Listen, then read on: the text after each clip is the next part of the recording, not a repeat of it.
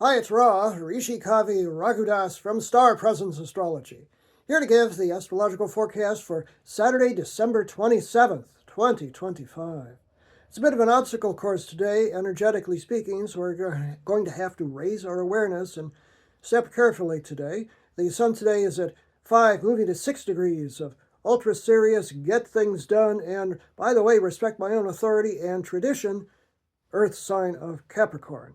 The moon today is moving through the early degrees of dynamic and impetuous and sometimes conflict-prone fire sign of Aries. So this is one of those days where two cardinal signs can kind of bump into each other, and indeed they do, midday or so. The moon starts off in a harmonious aspect at 2 degrees of Aries, making a 60-degree smooth angle sextile to Pluto, the lord of concentrated power and transformation, 2 degrees of Aquarius. That's nice, deep, lovely, kind of self-empowering sort of energy. Early, though. 4:37 a.m. Pacific Standard Time, 7:37 a.m. Eastern Standard Time, 12:37 p.m. Greenwich Mean Time. Then Mercury, the planet of communication, makes an awkward inconjunct, the adapt just coming at an angle from 22 degrees of Sagittarius to Jupiter, the planet of good fortune and expansion at 22 degrees of Cancer. That is kind of, I'm not sure about my goals and I'm going to have to rethink a few things kind of energy. 5:16 a.m. Pacific Standard Time, 8:16 a.m. Eastern Standard Time, and 1:16 p.m. Greenwich Mean Time.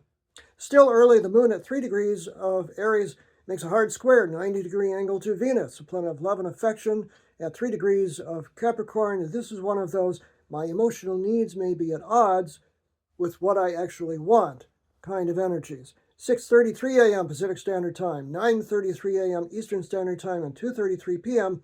Greenwich Mean Time. Then comes the major aspect of the day, which is the waxing quarter moon. It's the midway point between the previous new moon and the upcoming full moon, and it's considered a point of tension. And this being occurs during midday and sort of takes up a lot of space in terms of the energy today. The moon is at 6 degrees of Aries in a hard 90-degree square to the sun at 6 degrees of Capricorn, 11:10 a.m. Pacific Standard Time, 2:10 p.m. Eastern Standard Time, and 7:10 p.m.